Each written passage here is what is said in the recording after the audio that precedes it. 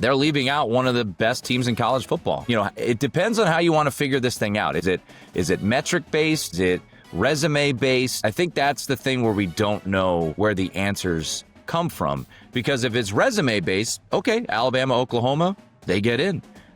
Miami head-to-head over Notre Dame, fine. But if it's metric-based, if it's BCS style, if it's like what we used to have, and I know Bill Conley's been tweeting about it, then Notre Dame's in. This is VSiN's College Football Betting Podcast. Welcome in. Another edition of the VSiN College Football Betting Podcast. I'm your host, Tim Murray, joined as always on Mondays by Adam Burke. Hey, Adam. How's it going? Things are good, right?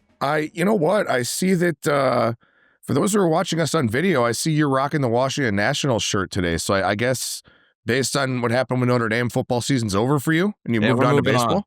Yeah, we're moving on. We said we don't need a Pop-Tarts bowl and all of that. So, we'll get to the situation. Look, as I've said the past couple weeks, this is a betting podcast. So Notre Dame is not a bettable option moving forward for the rest of the season. So we should not really discuss Notre Dame, but we will briefly hit on that. If you're a loyal listener to the program, I think you're aware of my allegiances and my fandom to that program. I actually do have a good story on the happiness hedge. So we will get to that and maybe the answer of, does money give you happiness?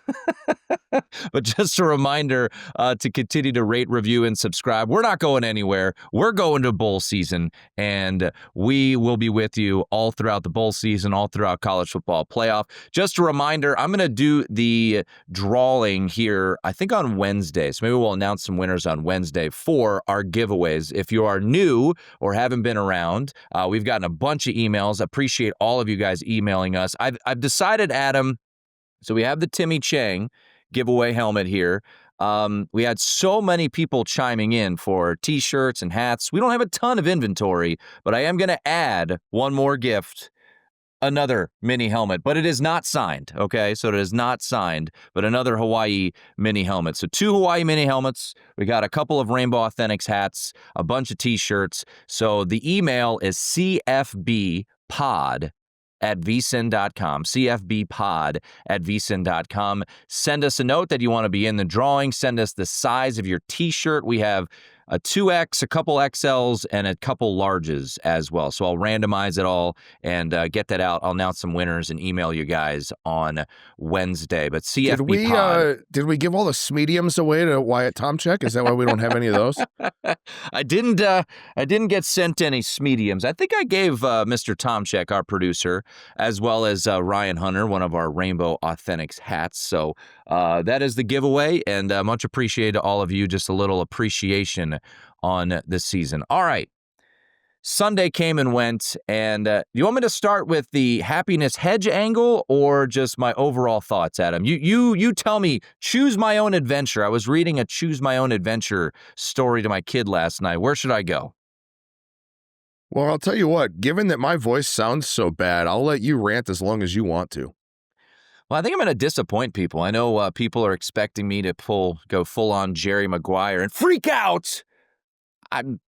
There's not a lot of freaking out to do. I've stated it for a couple of weeks, and I tweeted it out on Sunday. Notre Dame really only has themselves to blame to being in this situation. The schedule was not that difficult. They lost 2 games. They lost to Miami. I think why Notre Dame and their fans were so upset was because of how it all played out. The committee is a joke, and Kirk Herbstreit even said as much on the show on Sunday. And I thought Reese Davis did a decent job as well of kind of pushing Yurachek with some questions. If you're going to jump Miami over Notre Dame, I've stated it all along here. I actually don't have a problem with that decision. Do it on Tuesday. Everything was in the barn on Tuesday. Notre Dame had played all their games. Miami had played all their games. You had all the data. Jump them there. That's fine with me. But you waited until Sunday after a weekend where, honestly, Adam, it kind of felt like everything played into Notre Dame and maybe even Miami's hands. I mean, Alabama was non-competitive in that game. They had 70 yards in the first half. And that looked like a team that, remember, was behind Notre Dame for 2 weeks. And then jump them because of a win over 5-7 Auburn because of a gutsy call on fourth down or because they had a 17-0 lead.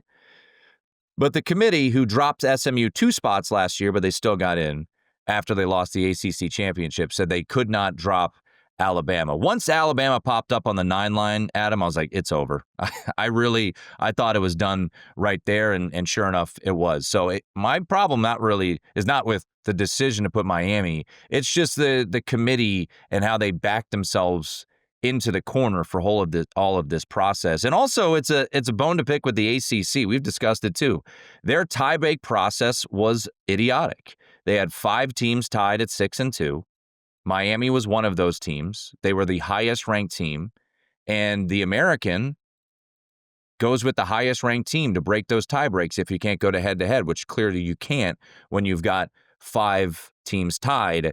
Ultimately, they go with Duke. Duke wins the game because, of course, and they get left out. James Madison gets in. So, I think as a fan, Adam, I'm bummed. I think this is the best team Notre Dame's had, ironically, since 1993 when they infamously lost to Boston College after beating Florida State. Danny Cannell oddly forgets that the championship ring that he has was a situation in which the team they lost to got left out of the national championship. It's kind of funny how that works. But, it stinks.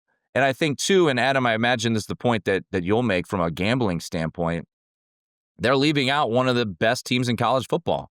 It depends on how you want to figure this thing out. Is it metric based? Is it resume based? I think that's the thing where we don't know where the answers come from. Because if it's resume based, okay, Alabama, Oklahoma, they get in. Miami head-to-head over Notre Dame, fine. But if it's metric based, if it's BCS style, if it's like what we used to have, and I know Bill Conley's been tweeting about it, then Notre Dame's in, and it's no doubt. I mean, FanDuel put up odds for the projected first-round games, or what we thought they would be, on Sunday morning, Adam, and Notre Dame was a 5.5-point favorite over Oklahoma. But they're not in. Miami's in.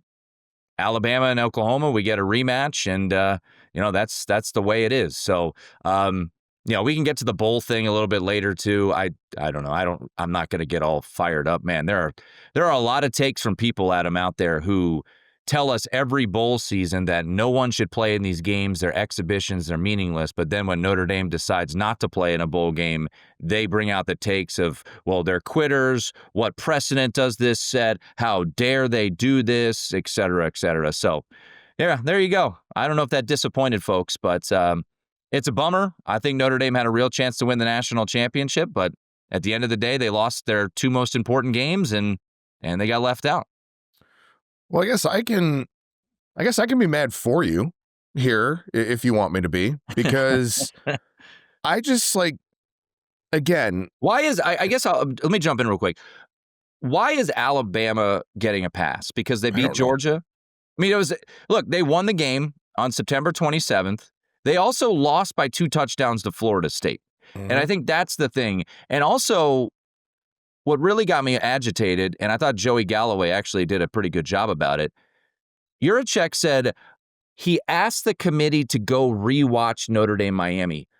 So you're telling me are they not doing their homework? I think everything about the committee is just a joke. I mean, that's what it comes down to. And the television show, we know why it's on. It's for eyeballs. It's a soap opera. But they should really do what college basketball does. People are pissed off on Selection Sunday, but we don't know the whole entire process. There's some great bracketologists out there who have good projections on it. But the Alabama thing is confusing to me because I looked it up, Adam. Going back to 2014 and removing those first 3 years where the Big 12 didn't have a championship game. They just played extra games in that final week. I believe 49 teams dropped for losing championship games in the rankings. 10 stayed the same, and actually 2 jumped. The performance we saw from Alabama, to me, proved that they shouldn't be in the playoff. They are a team, and now they'll probably go beat Oklahoma, and Alabama fans will tell me to go bleep myself, but That was a terrible performance. They didn't play well against Auburn, Adam. This has not been a football team that is playing well, and for some reason, they're not getting punished for the worst loss by a long stretch of anyone that's in the field of 12. Yeah, I mean, I can't disagree with anything you said. I mean, this seems very politically driven in terms of the fact that, Alabama and the SEC is in bed with ESPN and ABC and, the Disney family of networks and all of that. So they want Alabama in.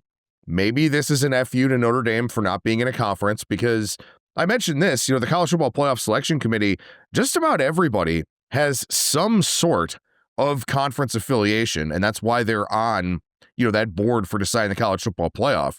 Notre Dame doesn't have one. And what's really ironic is we talked about this last year in terms of Notre Dame of like, why would you join a conference? You get to pick your own schedule. You do play a lot of ACC teams and stuff like that. And you have some, rivalry games that you play on an annual basis like USC and things of that sort. But like, why would you join a conference? You don't have to worry about a conference championship game and all of that. And then this year, the committee basically said, well, you should probably join a conference because, all these networks have all these tie-ins with these conferences and all that. And Notre Dame is just an orphan playing on NBC more often than not. So, I think that was kind of a big driving force here. And again, I mean, look, this is not about the student athletes. This is not about necessarily the accolades and the achievements that these teams have. Like you said, this is a TV show. This is about dollars and cents.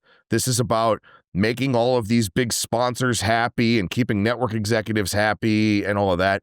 Because look, when push comes to shove, I think there are 4, maybe 5 teams that can win it all.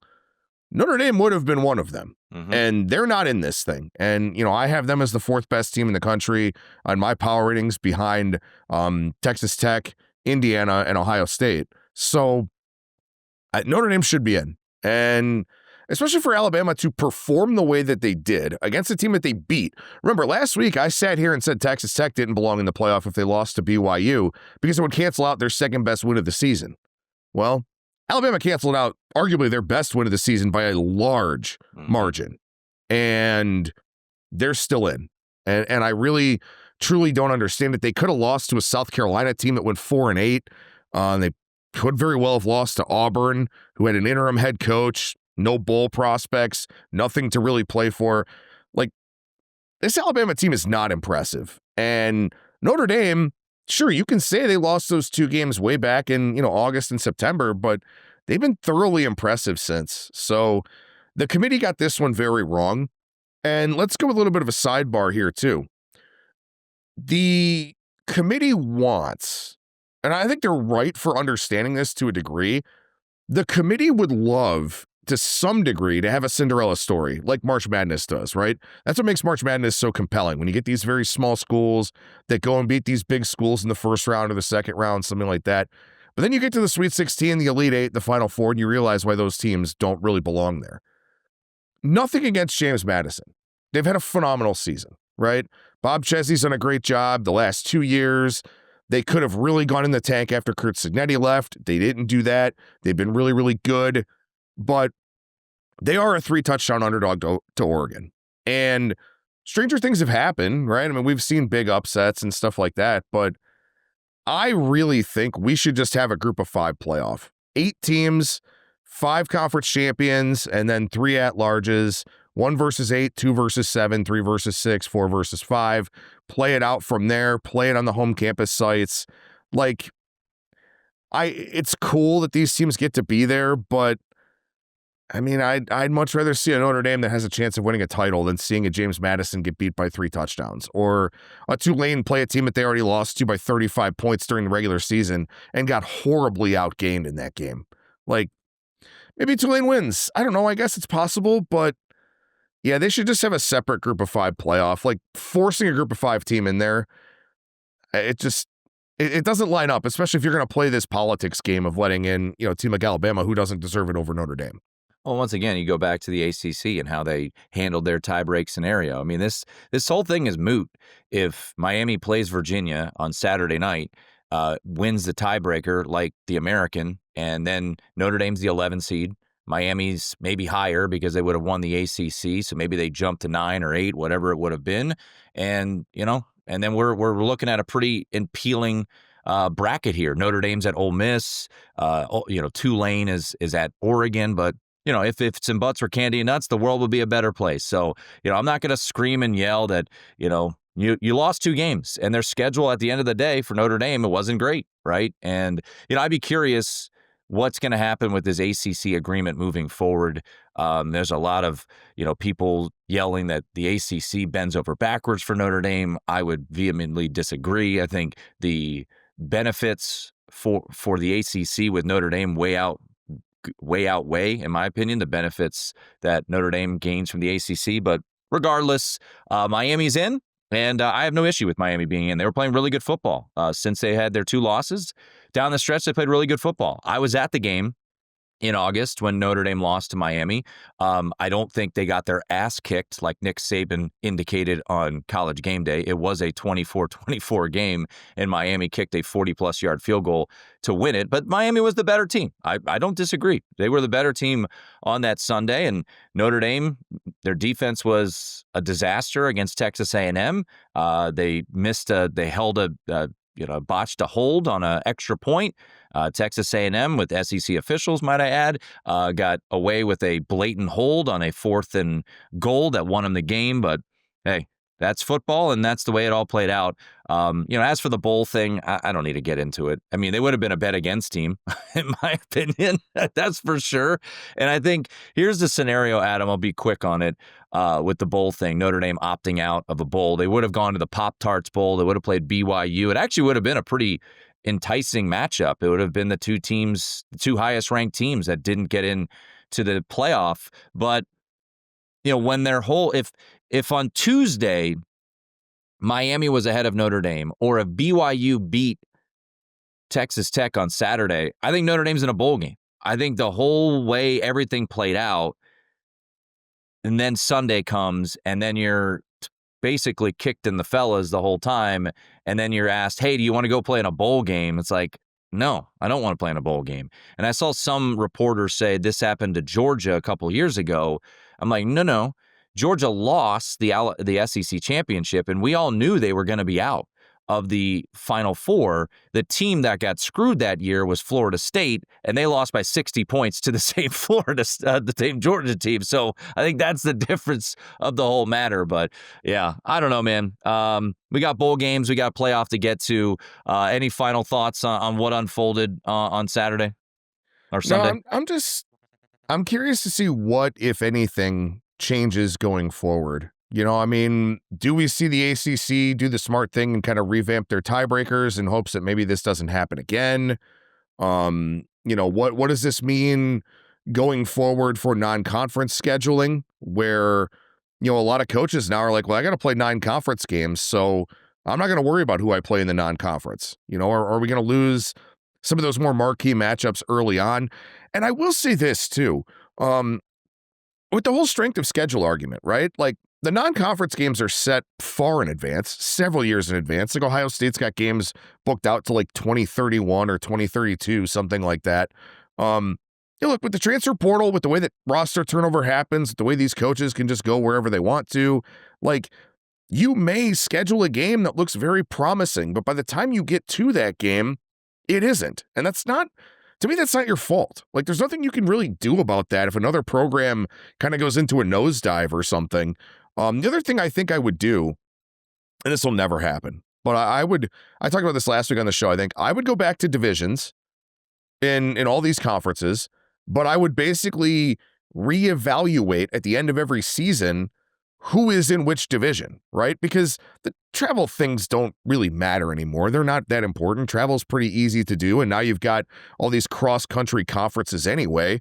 But, like, the top team is in Division A, right? The number 2 team is the top team in Division B. Number 3 team is in Division A. Number 4 team is in Division B, stuff like that. And you just reanalyze it every year, try to make them as balanced as possible, and then just kind of go from there, and that's your conference championship game. Like, there are ways to do this that, I don't know, it just seems like people don't really want to do. And, we know that we're going to continue to see a Big Ten and SEC bias going forward, and just kind of is what it is. And those are probably the two best conferences in the country by a large margin. But I don't know. There seems to be a better way that keeps it from being as arbitrary as it is, because right now it's just people that can manipulate a data set and a narrative in any way that they want to. Yeah. I mean, I think at this point, and I don't know if our listeners would agree or even care, because this is a betting podcast, but feels like just the way, and I think Bill Conley made this point over the weekend, it's like the numbers have gotten so much better from where we were in the BCS era. Just go back to the computers deciding this thing. But, maybe that's a disgruntled Notre Dame fan wanting his team in. So we will obviously get into the playoff. But I did want to tell a quick story about the happiness hedge. I woke up on Sunday morning. On Saturday, I'll say this, Adam, everything kind of played out the way that I thought it would for Notre Dame, or at best, right? And I love Georgia in the spot. I didn't understand the market move against them. I guess it was the Bobo injury, but I mean, they dominated that game. There was no doubt they were the better team. I actually thought Kirby kind of took his foot off the gas a little bit, especially at the end of the first half. I was a bit odd by that, or off put by that. But I woke up and I had bet, because we've talked about it on the podcast. I thought Notre Dame's number to make the playoff was too high. And I bet some and I bet some Miami to make the playoff. And then on Sunday morning, Adam, I woke up and I was excited, man. I was thinking about Notre Dame going to Oklahoma, and then maybe they'd be in the Rose Bowl against Indiana. And I saw that the number to miss was like plus 880 or something like that. So I made a call to someone back east, and I said, hey, just put a little bit down here. So the question is, does the happiness hedge help? Not really. I did win some money, but I'm pretty bummed still. So I guess it made it a little bit better. I mean, it would have been worse if I didn't have anything on it. But the happiness hedge, it doesn't make me feel a ton better. But I did like, the cash that I did receive for winning that bet. Yeah, I think now you just have to sit here and hope that you don't lose Marcus Freeman to the NFL. I know. Well, yeah, that's New York. If Pittsburgh opens up, so who knows how it's all going to play out. Although the Steelers are going to be over 500 again and win the division. So yeah, well, I don't know. I think the Sunday result, the early Sunday result was devastating. The later Sunday result of the Steelers beating the Ravens maybe was good for Notre Dame. By the way, if you're wondering, at 11:36 a.m. Eastern time on Sunday morning, Notre Dame was minus 3,000 at FanDuel to make the playoff. Alabama was minus 260. Miami plus 156. So there were no leaks coming out of that room, apparently. Yeah. We can have a much longer discussion over the offseason about prediction markets and the manipulatability, whatever, of those things. But yeah, it would have been interesting to kind of watch that market in real time too, as we were kind of figuring out who was going to be in this thing. So yeah, I actually did a log, Adam, from when Georgia went up 14-0. I charted the whole market and, Notre Dame and Alabama and Miami's odds as it all played out. And the lowest Alabama got, I saw, was around minus $3 on when they went down 21-0 after the third quarter, where they had 103 total yards.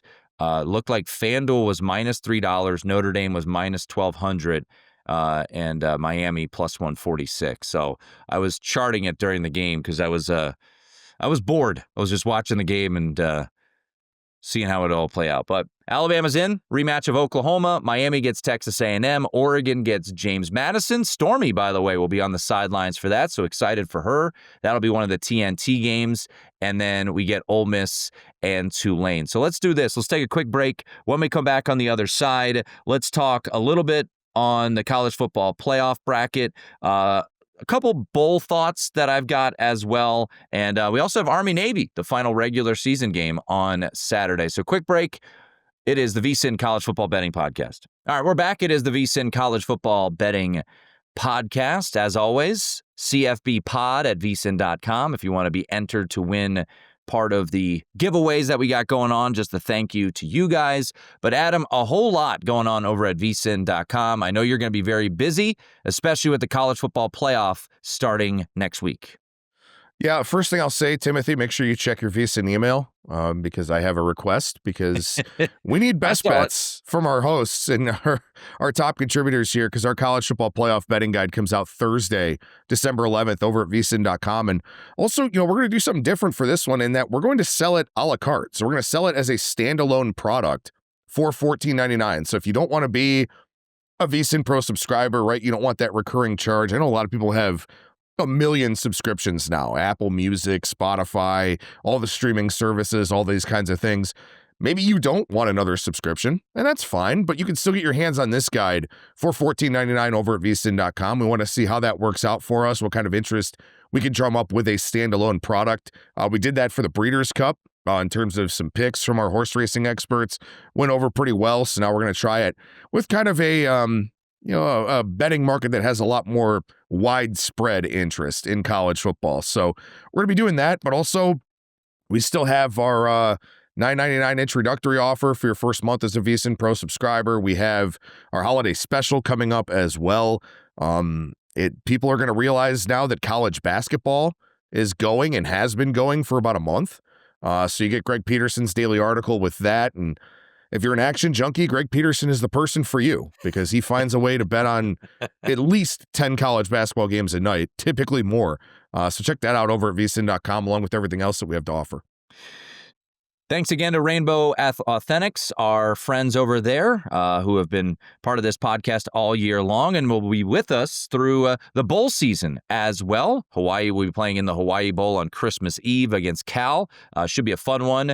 Good news for Cal. JKS, Jaron Kiave Sangapulatelli, is coming back next year, so exciting news there for the Cal Golden Bears. But also, just a reminder, Lou Groza finalist Kansei Matsuzawa is taking his precision and power to the closet with his Tokyo Toe apparel.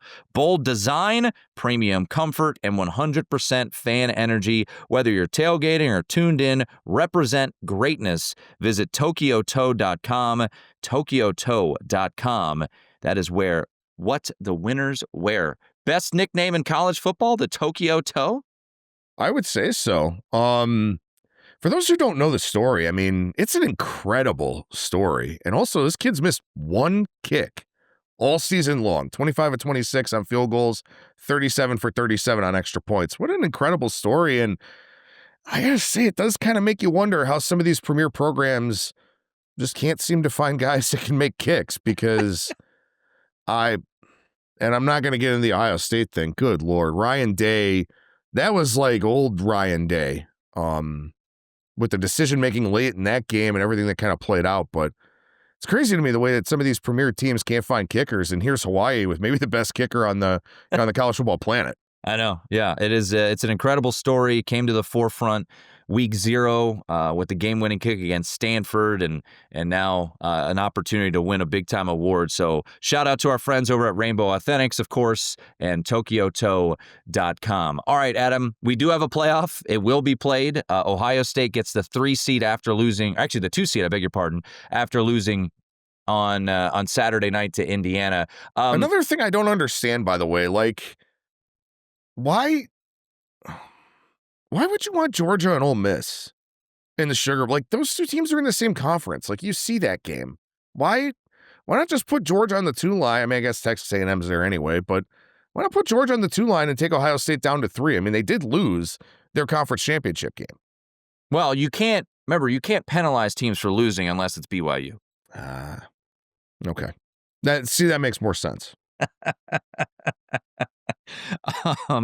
So for those who do not know, New Year's Day, it'll be Indiana versus the winner of Alabama-Oklahoma in the Rose Bowl. Texas Tech on New Year's Day will get the winner of Oregon-James Madison.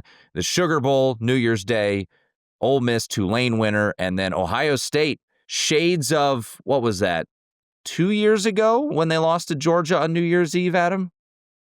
Yeah. Yeah, I was actually flying back to Vegas because I had been home visiting family, and right as the clock struck midnight, basically, for the start of the new year, the kick that never had a prayer, missed wide left by, I don't know, 100 feet or more. Yeah, it was not all that close, but Ohio State will be playing on New Year's Eve against the winner of A&M and Miami. So looking at the games in the first round, Alabama right now, depending on where you look, it's a pick'em at circa. They're a slight favorite. Some other shops. Total is hilariously low, which doesn't surprise me. 40.5 right now.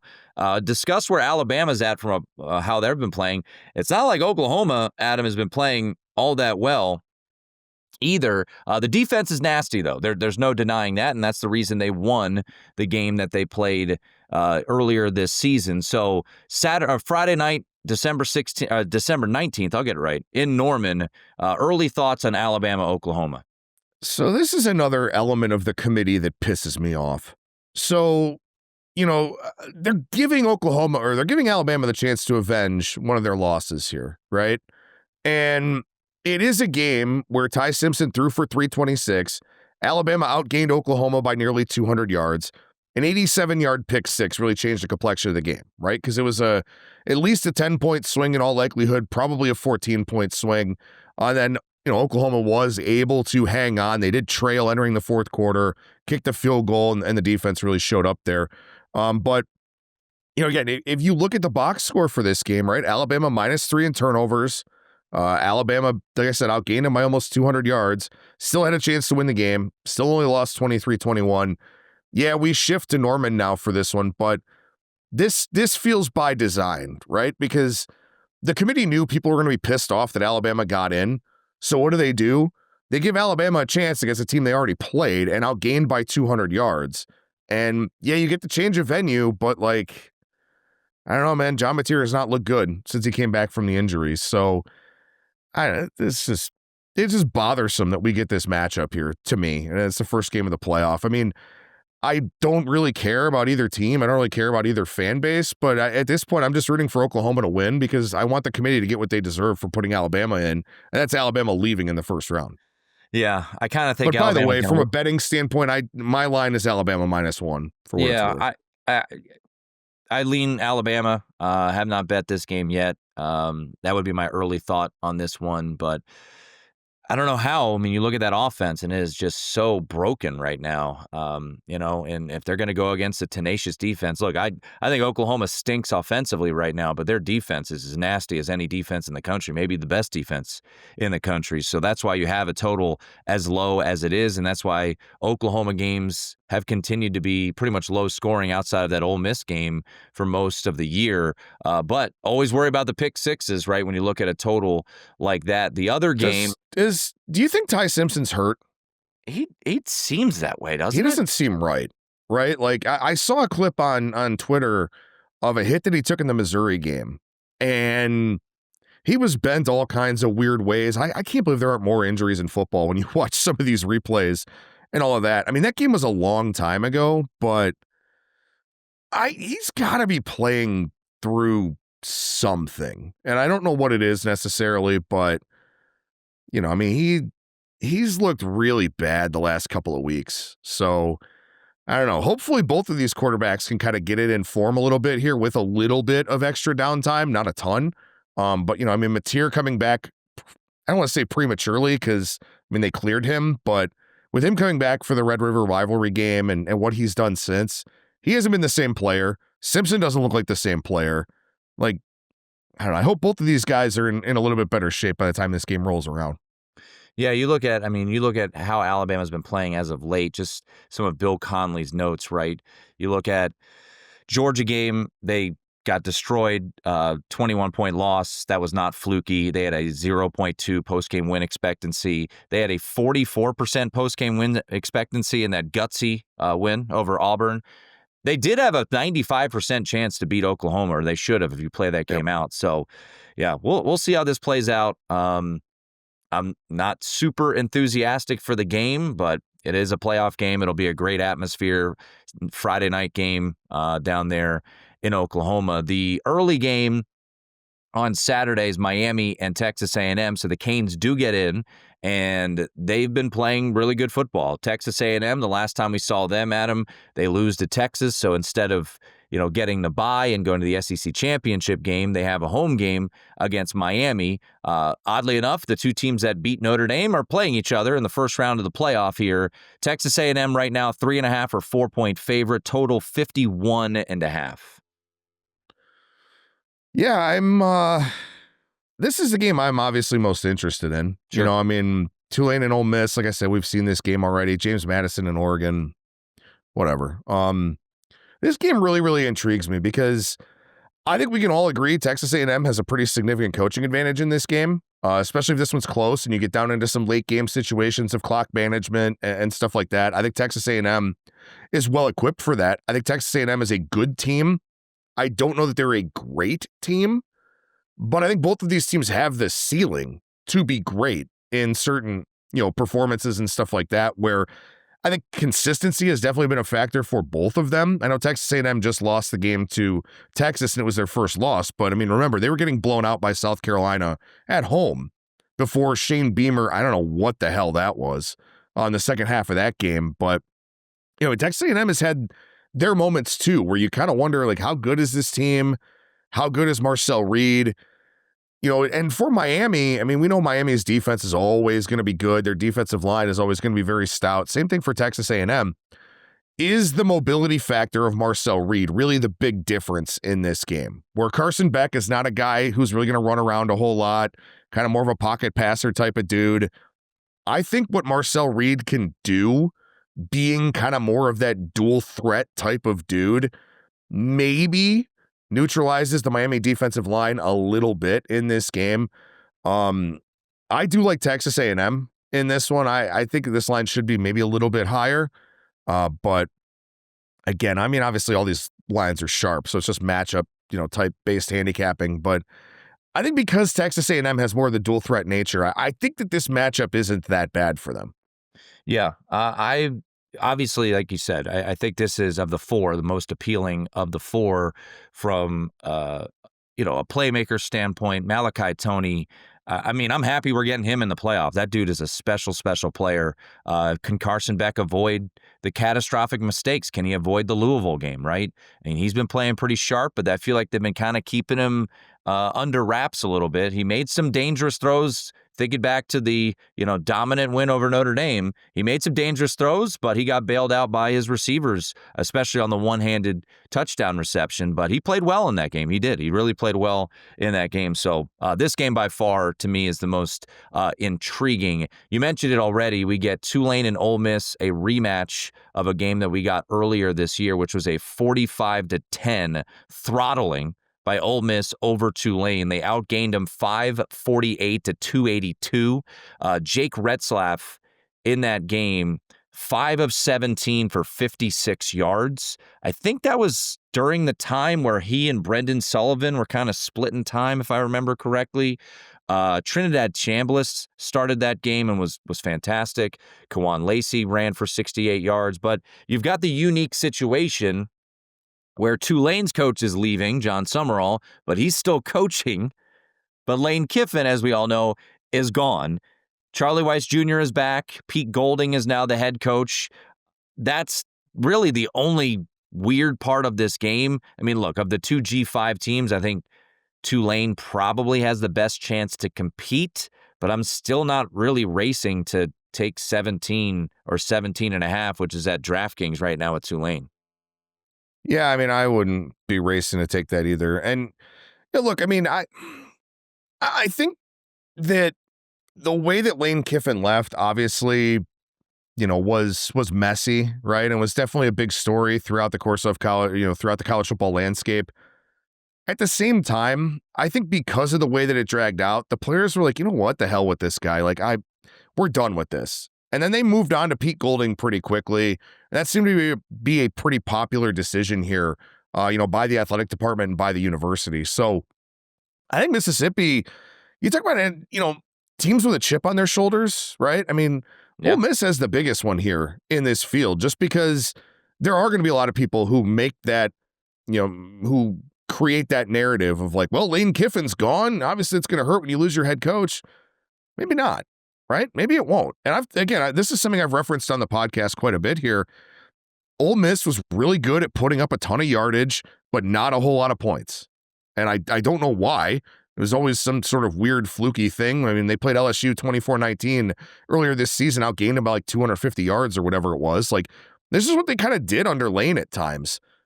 Maybe they don't do that under Pete Golding. So I give Tulane a lot of credit for being there. Winning the American was not easy. That was a very good conference for a group of 5 for this season. But the first game showed us how outclassed Tulane's probably going to be in this game. And I don't know that I see this one going a whole lot different. I mean, I'm right in line with the market at 16.5, but if I was to play it, it would be Ole Miss or nothing. The only thing that's a question is, like, because you know you have another game coming up, if you're Ole Miss and you're up 21-24 in the second half, something like that, is Golding going to take his foot off the gas? Because that's obviously an unknown with a head coach that, we haven't really seen in action.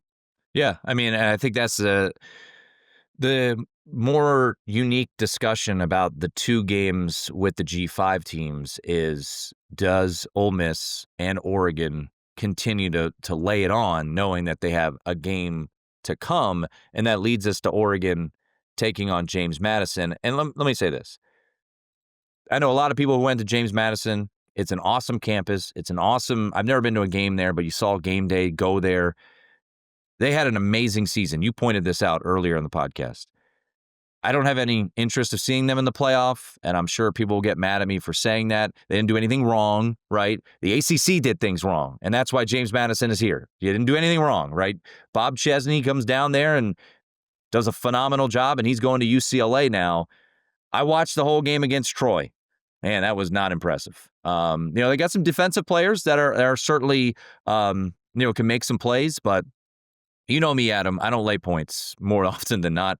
I laid 21 here. I did. I think Oregon likes to play the role of bully, and Oregon, even though they're 5 and they get the home game, I do think Dan Lanning, he plays up the nobody believes in us card pretty good. And I mean, I had my questions about Oregon this year, right? Their toughest game, they lose at home to Indiana. They take care of business against USC. They beat Washington, but it's still like, yeah, okay, whatever. You're not Ohio State or Indiana. I have a hard time envisioning that offense for James Madison getting a lot going. I don't want to say this game's going to be reminiscent to the Fiesta Bowl a couple years ago where Liberty scored first and then Oregon scored 42 unanswered. James Madison's better than that Liberty team. They do have some guys that could be disruptive off the edges, but if you're not getting home against Troy and their starting quarterback got hurt during that game, I think Dante Moore and these playmakers could have a field day against James Madison. So I actually laid the 21 here with the Ducks. Yeah, so, I did a spot on a numbers game here on Monday morning, and I made the comment that nobody wants to see James Madison. And somebody actually tweeted us at the VSiN account and said it was the worst take they've ever heard on VSiN Live. Congratulations. Thank you. I appreciate that. Look, I've said some stupid stuff. Yeah, right. Yeah, I know. I probably took the title from you. But look, again, the romanticism about March Madness, right? Everyone likes to see the Cinderella, the really close games. Basketball and football are not the same sport, right? I mean, this is there's a lot more talent on the field for Oregon, bigger, stronger, faster dudes. Like the imbalance of the NIL collective. I mean, Nike's obviously funding Oregon's program, as we know. Like, they're just far and away a better team. And maybe James Madison hangs around for a little bit, right? I guess that wouldn't surprise me. But Oregon should blow them out in this game. And also, for Dan Lanning, right? You talk about teams with chips on their shoulders here. They got the bye last year in the playoff, and Ohio State completely thumped them. So, I mean, if you're Dan Lanning, right, you can go back to that and be like, look, we got embarrassed last year. Mm-hmm. We got embarrassed in the playoff. We were one and done. We were embarrassed. So let's go out there and embarrass somebody else. And I think it's something that Oregon can absolutely do. My line is 19.5, but this is one of the difficult things about lining, some of these bowl games specifically, right? Oh, yeah. Good luck. I've had James Madison priced against Sun Belt competition, where they've been laying massive numbers, right?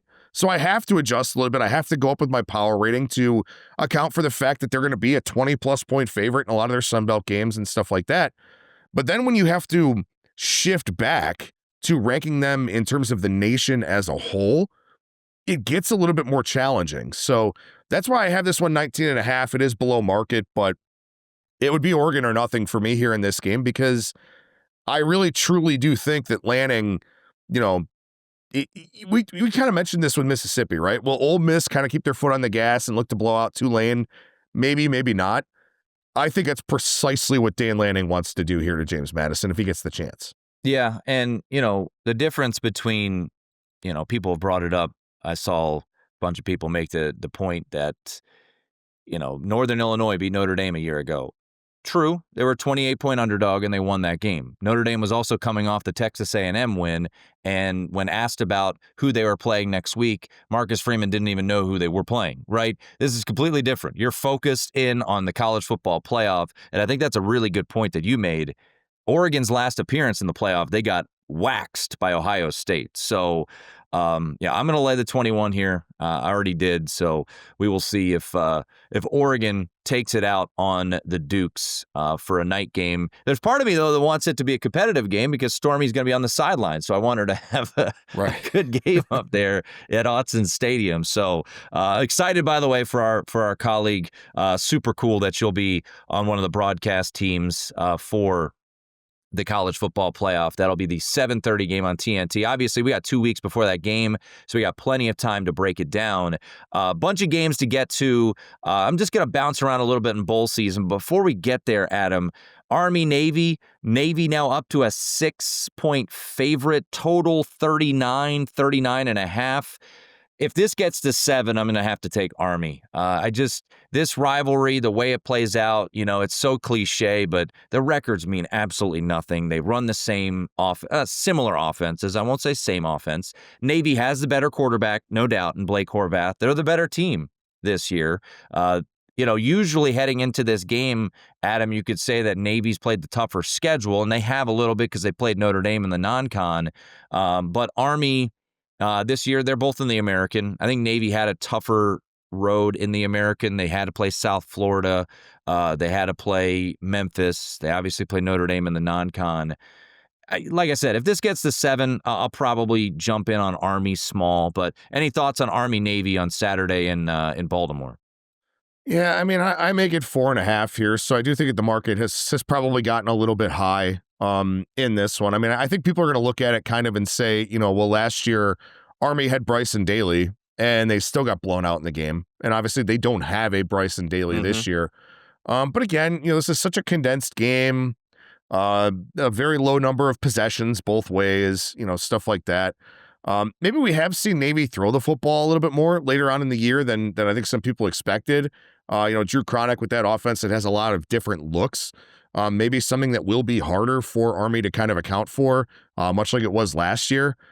I think it's the 7. You're right. It kind of almost feels like principle that, a full touchdown, an extra point in this game is a lot more than it is in most other games. I probably won't play it, I don't think. But, again, it is one of those games that I guess I'm a little bit annoyed. It's not a standalone game this year because we actually have a bowl game on Saturday. Not at the same time, though. Later in the day. Which is nuts, but yeah, at least they're at different times. I guess long story short, I lean Army, but I probably won't play the game. All right, a couple bowl games, and we'll have plenty of time. And once again, just a reminder to go check out all of our bowl coverage. I do want to point out, though, it's funny to note, Army last year, as you mentioned, with Bryson Daly, closed a 6.5-point favorite, and now they're a 6.5-point underdog. So big move from last year to this year. Navy, as I mentioned, is better. Both Army and Navy are in a bowl game, and boy, Adam, you talk about immediate bets coming in on Army and Navy. How about Army opened up as a 3.5-point underdog against UConn in the Fenway Bowl? They are now 3-point favorites. Also, Navy opened up as, I want to say, 6.5-point underdogs against Cincinnati, and they are now 1.5-point underdogs. Without fail, Armed Services are phenomenal follows or teams to back in the betting market during bowl week. And there's a reason why those two teams have been absolutely smashed in the market for their two bowl games. Yeah, absolutely. And the interim for UConn, their offensive coordinator. So, I mean, who knows how much, how good the prep's going to be for working against that option offense.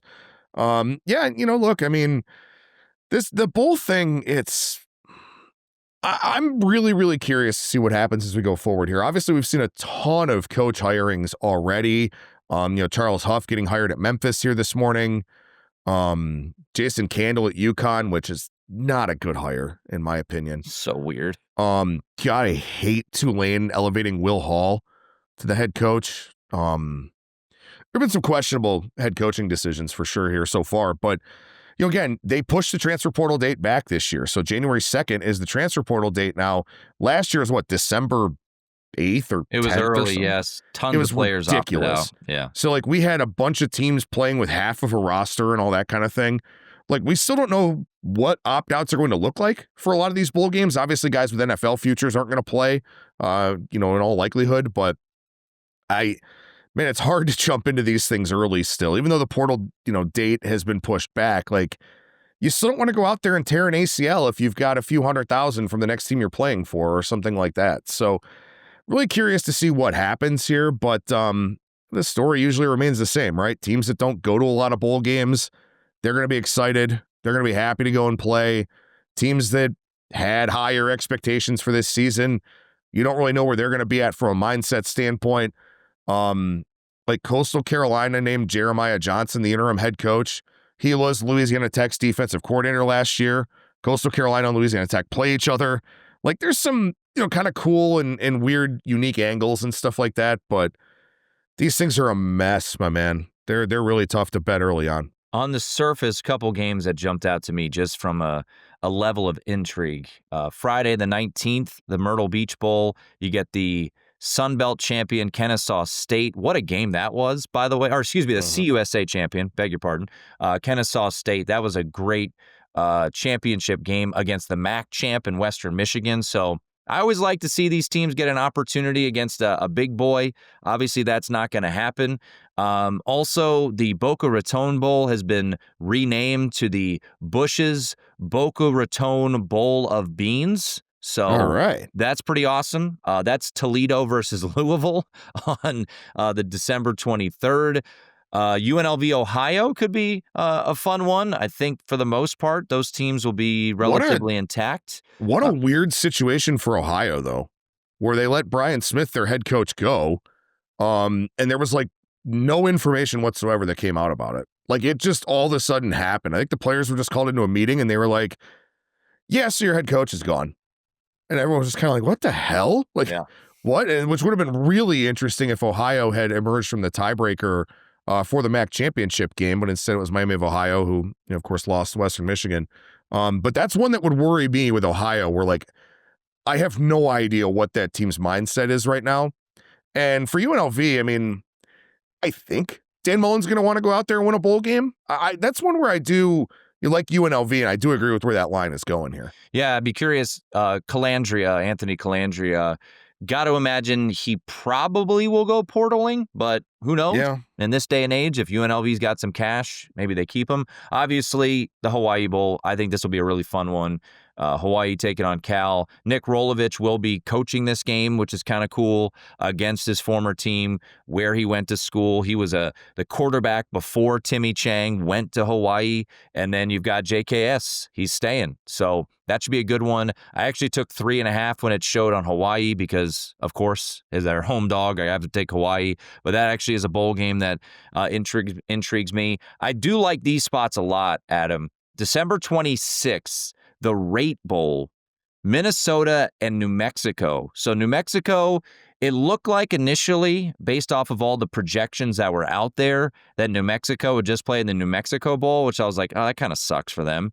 But they're going to go and play a Power 4 team. If Jason Eck and this roster stays intact, I would lean towards the Lobos catching 3.5 against Minnesota. Yeah, I like that one. I like that one a lot. especially getting to kind of play at Chase Field there in Phoenix. Maybe you get some New Mexico fans making the trip from Albuquerque, especially because, like you said, I mean, they're usually just kind of resigned to going to the same bowl game when they're actually bowl eligible. And actually having an opportunity to go somewhere else, I think, is pretty cool. Another one I guess we should mention, as I said, Charles Huff was hired at Memphis. He brought like half of his Marshall team with him to Southern Miss. Mm-hmm. I'm really curious to know what the mindset of that team is right now as they take on Western Kentucky, a team that we know is going to spread it out, throw it around, to be able to do so, in the Superdome in New Orleans, not have to worry about any weather conditions or anything like that. I'm intrigued by Western Kentucky in that spot. But I will say, and I need to resurrect this article. I do it every year in terms of, how teams do with an interim head coach. Sometimes teams really play for the interim head coach. If it's like a longtime assistant who's never been, a head coach, something like that. Sometimes the teams really, really show up for that guy. So you definitely want to do your research. Reggie Howard is going to be the interim for Southern Miss in that game. I know nothing about him. I won't pretend to know anything about him, but you do sometimes get these spots where, these teams really do go out there and play for an interim because they just simply love the guy. So we'll see. Keep that in mind. But again, I think the fact that Huff had such a strange exit from Marshall and brought half of his team, and now are all those guys going to follow him now to Memphis? I don't know. But that seems like a really difficult spot for Southern Miss in their bowl game. Yeah, and speaking of Memphis, they're playing NC State. That's an early one, the Gasparilla Bowl. That'll be the lead-in to the first playoff game. So they get in and out quickly, Memphis does, this year in bowl season. BYU, Washington State loses their head coach. Yeah. And they take on Utah State up in the Smurf turf. I'll be there. You'll be there. I have 3 games this year, so looking forward to Washington State, Utah State. We've seen Utah State take some money. They're up to a 3.5-point favorite in that one. I've got the Snoop Dogg Arizona Bowl, where Miami of Ohio. Are you going to get to meet Snoop? Didn't last year. Maybe this year we could pull some strings and make that happen. But it'll be Miami of Ohio versus Fresno. And then I'll be getting the local game. I got the Vegas Bowl with Utah taking on Nebraska in that one. And so that's one of the bigger spreads of bowl season. That's almost 2 touchdowns in favor of Utah. So another weird situation that didn't really get a lot of run. I think it kind of got covered up because of all the other stories that were going on. Arizona State and Duke in the Sun Bowl down in El Paso. Mm-hmm. Kenny Dillingham basically making it sound as if there's no chance Sam Leavitt plays in the bowl game. I guess they had a postseason awards dinner or something with the boosters or something like that. And Dillingham said something to the effect of, and I'm paraphrasing here because I can't find the tweet, something to the effect of we wish Sam well wherever he ends up next or something like that. So I will say I love Kenny Dillingham. Every time he does some kind of media availability, he has the right mindset on all this craziness that's happening in college football right now. And he's like, look, I want guys that want to be here. And if they don't want to be here, I wish them well. Good luck to them. That's their choice. That's their prerogative. They can do whatever they want to do. Dude is such a breath of fresh air on this whole thing. So, I guess maybe Jeff Sims playing his final college football game at the age of 35. So good. We get to see one more Jeff Sims out there. Mensa, I assume, is back at Duke next year. So I would assume that he's playing in that as well. The day before, I think USC TCU in the Alamo Bowl, Alamo Bowl. That game always feels like it's a really high scoring game. TCU with Hoover, I'm assuming everyone for USC, as long as they have eligibility, is likely going to be back. So that could be a fun one, high scoring game down there in San Antonio. And then I guess the creme de la creme, if you want to say it, of these bowl games is the Citrus Bowl, Michigan and Texas. Arch Manning's coming back, right? So they're a 4.5-point favorite against Michigan. So we'll have plenty of time to dissect these, get into them. But you mentioned it. We actually have a bowl game on Saturday night, Boise State and Washington from SoFi Stadium. So it starts quick, man. Boise State wins the conference championship on Friday, and they're right back at it with the bowl game on Saturday night against Washington. That'll be an 8 o'clock Eastern game. Washington right now an 8.5-point favorite against Boise State. Yeah, I just looked. I have Washington -9 in this one, so pretty close to the market. But I will say that Washington is a team that I always feel like their metrics kind of look better than their results do. It seems like it was kind of the way that things have been for a while. With DeBoer and with Chris Peterson, kind of all of that. Like, maybe they're just really good in a role. We kind of talked about the bully role for some of these coaches. Like, maybe they're just really good in those types of games where they're expected to win. They're the favorite. They should win. And then, they play maybe closer games where they're an underdog and, maybe the metrics don't look as good, something like that. Boise State, did what they had to do against UNLV. We saw a pretty significant line move in that one as people realized that Madison was coming back. And he looked fine. I thought he looked, good enough. So, maybe could be a little bit of a higher scoring game there at SoFi, playing on the fast track. But I think I might ultimately end up on Washington here just because I think Boise State, you get a chance against a Power 4 conference team, but you kind of achieved what you wanted to already, which was winning the Mountain West title. And then now you've got to turn around quick and play this Washington team with Damon Williams and, a lot of good skill guys. So I think I kind of like Washington in that game, but it is a little bit of a lofty number with that total in the low 50s. Keep an eye on Jonah Coleman and Denzel Boston, the two pro players on that Washington roster. I would be surprised if they played, but we are in opt-out season, so make sure you keep an eye on that. Damon Williams, though, he's a sophomore, so he should play, and obviously the straw that stirs the drink there for Washington. All right, just a reminder, we've got bowl coverage coming out over at VSiN.com. Adam, just remind folks about our bowl coverage and what we have for the people on the website. Yeah, so college football playoff betting guide comes out Thursday, December 11th over at VSiN.com. You can buy that a la carte. We're offering it as a standalone product for $14.99. Or you can just become a VSiN Pro subscriber and get a lot of equity out of that, including access to our Opta AI, NBA, and NFL player prop projections, plus everything else that we do over there at the website. But as far as the bowl season goes, so Zachary Cohen and I will be dividing up most of these bowl games. He's my senior editor over there. At least 72 hours lead time on each of our bowl previews. It was 48 hours last year, but of course, with how insane the transfer portal was because the portal window was open, we tried to wait till as close as we could to game time while still giving enough lead time for all the news to kind of come through. I think it'll be a little bit tamer this time around. So we're going to try to aim for 72 hours lead time on each one of these bowl game previews. So you'll be able to check those out at VSiN.com. And I'll put together a bowl game hub where we'll have the bowl schedule and then also link to the previews of these games as they get posted. Not to mention all the best bets from our writers, contributors, hosts, all of that for the bowl season.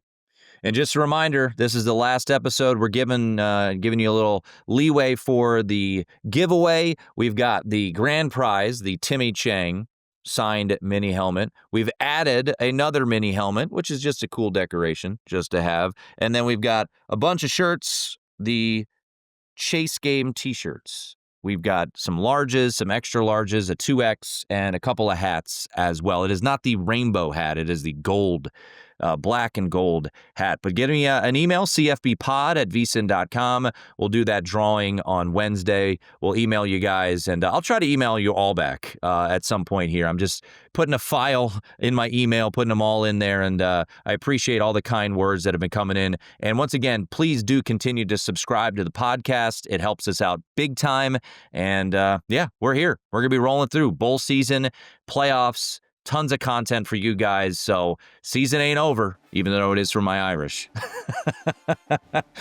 For Adam Burke, I'm Tim Murray. Thanks to Wyatt and Ryan, our producers. We'll be back later this week. It is the VSiN College Football Betting Podcast.